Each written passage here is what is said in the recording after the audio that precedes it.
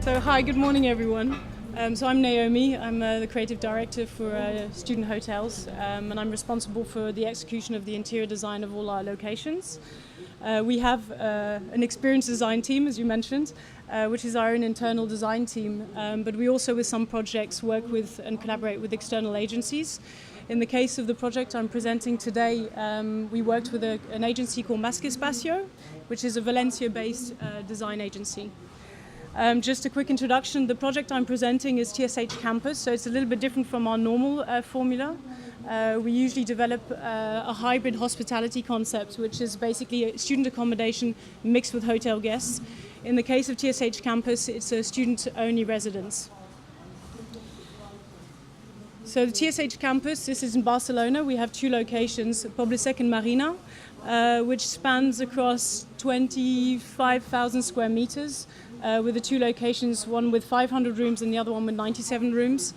And these projects, we bought basically a portfolio from a company called Melon District and refurbished and reopening the hotel projects both last September, last summer. So what I'm going to do is I'm going to take you for some images, a slideshow of images that takes you through all the spaces, basically from the entrance to the reception area, communal areas, which is quite a huge feature for us, and then finishing off with some of the corridors, bedrooms, and the swimming pool. So this is the entrance to the Tsh Campus Poblesec. As you can see already coming into the entrance, what we try and really do with our spaces is create a kind of hybrid mix of experiences. So what you'll see is you'll never kind of have a dedicated space for each kind of activity. Everything tends to merge. And the idea behind this is also we want everything to feel a little bit like a home. And in homes, generally, things are not kind of boxed around. But we want to allow the flexibility for the students to really take over the space and feel at one. This introduces you a little bit to also the kind of look and feel we embrace at Student Hotel, but also really works well with the collaboration with Más que Espacio. And that's really about bringing a huge amount of bold graphics, using materials in a kind of clever way. So a lot of industrial materials reused, and a lot of bold quotes to create a quite energizing space.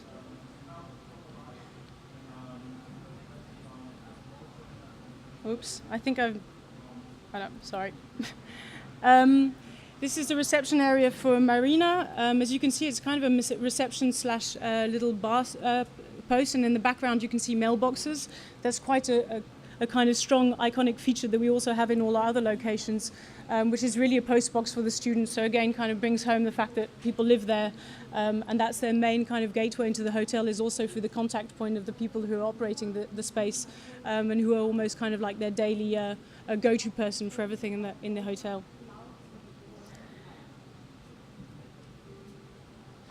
So this is, again, if you go through all the whole interiors, one of the big things that we always feature is the use of graphics, 2D and 3D elements. So at times you'll almost feel like the mix of materials kind of becomes a 5D impression, as we like to call it, mixing quotes and graphic and bold, energizing spaces. And this kind of carries through all the areas, whether it be all the communal areas or the more quiet areas. In this case, this is a quiet study, so this will be the only place that's actually closed for noise purposes. So we have dedicated places for students to be able to have some quiet time and work. But a lot of the spaces are also just created so that they can connect, socialize, interact, and play. So most communal areas are a little bit built like this. A lot of different layers of different kind of designs, quotes.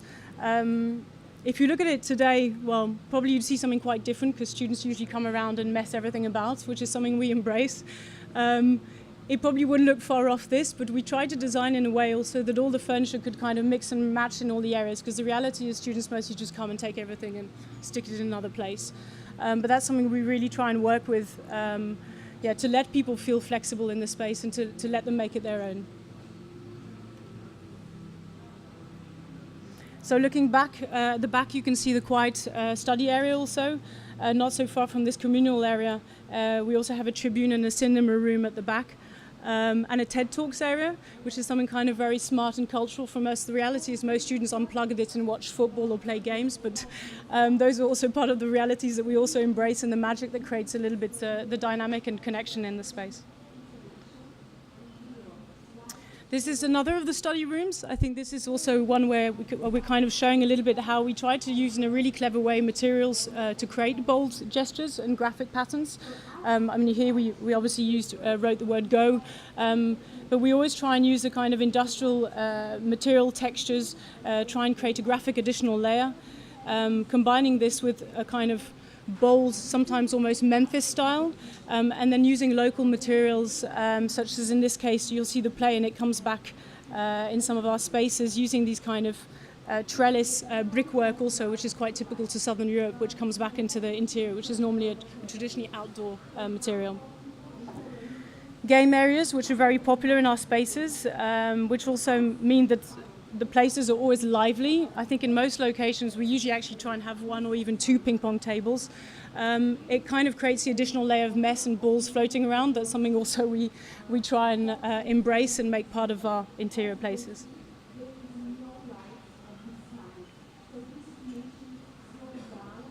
This is part of the communal area in Poblisek. Another really strong feature, you'll see these cats all on the wall. Actually, they're all kind of moving up and down. The hands are moving up and down, which you don't see in the picture today. Yeah, an important feature of the kind of finishing touch of our spaces is also really handmade objects and styling. We don't really typically go to a shop and buy vases and books and kind of make styling look pretty. A lot of it is really ready-made. These ones were literally spray painted in the basement, I think 2 days before we opened. But the idea is also to kind of create the ready-made art and to make students also kind of think a little bit further than your standard interior spaces and almost kind of take ownership and make them reflect a little bit further beyond the kind of confinements of pretty colors and walls.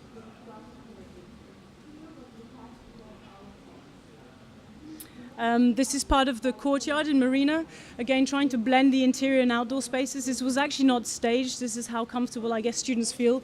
They're cycling around the spaces in between the lobby areas and communal spaces, and you can see at the back some of the signage and wayfinding we reintroduced into the space.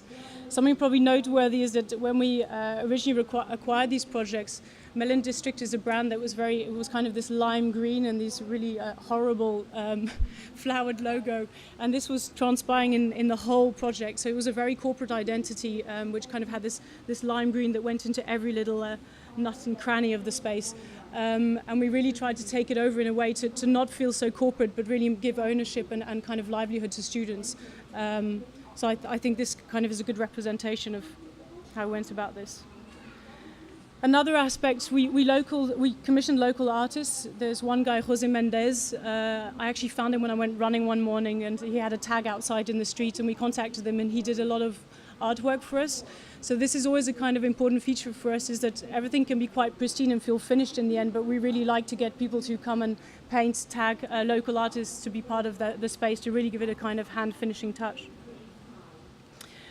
Going up towards the corridors and the bedrooms, I think this might have been probably the most challenging part of the projects, just because we were kind of pretty much set with the layouts, sockets. Obviously all the distribution was pretty much in place. Implementing our own furniture and trying to keep true to our brand and making the space feel welcoming for a student was quite a challenge within constricted, defined layouts. But yeah, we came and implemented our furniture and tried to create a kind of toolkit that people could also use and further make themselves feel at home.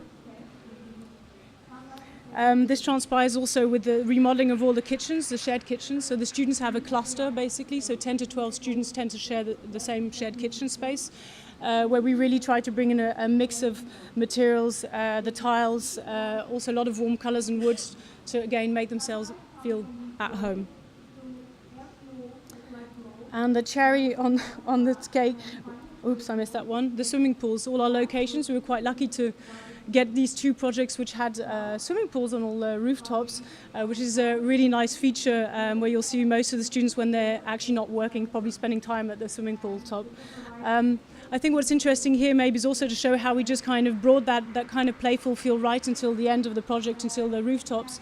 What you can see with these mesh panels was a kind of smart, playful way of stopping students from climbing onto the rooftop and jumping into the swimming pools. So all of these things we try to tackle a little bit in a playful way, to make it a bit of a playground for students to live. Thank you.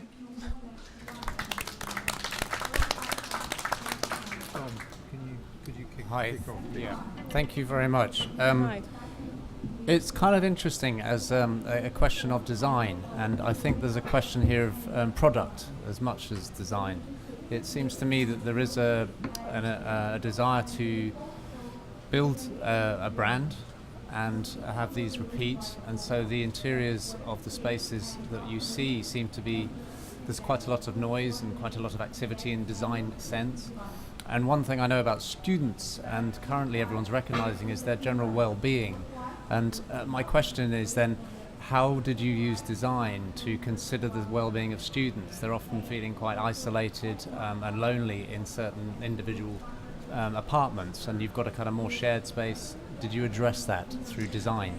I mean, I think that the shared space, I mean, you have a good point because there are a lot of layers. It's quite noisy, I would say, from a graphic perspective and furniture. But I think there's also the kind of chaotic mess that you do experience as a student where, the comfort and ease of creating spaces that are not totally squeaky clean and defined makes it kind of that people feel like they are comfortable to move around and play and change spaces. Obviously, when you see like more the quiet study places, we try to kind of tone them down so they do also have areas for rest and concentration. But the communal areas are really a kind of mixed layered experience. And I think if you would go today, and that's where, as a design team, sometimes it's quite hard to let go because you want everything to say kind of within the box you've defined. But all our projects are a little bit prototypes, I would say, so they're never really finished spaces when we deliver them, and they're kind of ongoing things that we also take a lot of research into the next projects and kind of welcome also and embrace the changes, and that a lot comes from the students, to be honest. Thank you. I hope that answers the question. Yeah, sort of. Thank you. I mean, this style is a style that's very fashionable at the moment. Are you thinking ahead how it's going to develop? Because the sort of very edgy, quite colourful and vibrant style, looking at the materials and furniture you've chosen, it doesn't seem to will have a long life. After a while it starts to sort of wear down, and I just wonder what you're doing about refreshing it. Well, actually, to be honest, a lot of the materials are quite industrial materials. We have a lot of examples of metals and steels, corrugated steels. Even some of the lamps that we use are actually usually used in construction sites, and then we just paint them a different color and kind of elevate them. But in terms of materials and finishes, yes, some furniture, of course, like any hotel, does get damaged. But a lot of the furniture we use is also vintage furniture that's just been reupholstered, and that's obviously, every now and then that needs a clean-up. But it's an interesting question more on I think on the long run of where, let's say, hotels are going. I mean, the use of color is also a very simple way to be honest, to bring happiness and positivity.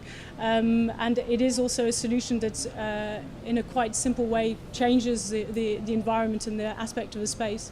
I think if I talked about, let's say, the hotels of tomorrow, we are definitely looking more towards lighting, biophonic design, all these kind of things that are really more, let's say, wellness focused.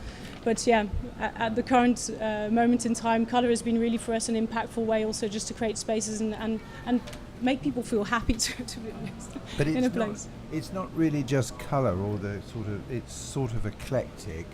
I like the tiles with the diagonals, and the reason I like that, it was a little bit more sophisticated because at times it shouts a bit, and I wonder if that's really the right way to address students. I mean, students are smart people, one likes to think, but it seemed to verge at almost patronising the students, especially with the big graphics. And there was one I wrote down, it said, "If not now, when?" Mm-hmm. I think that's completely vapid and pointless to put that there. If you're going to use text, it could rub against what that space is, or it could be a bit more intelligent, it could be more literary, it could be more artful.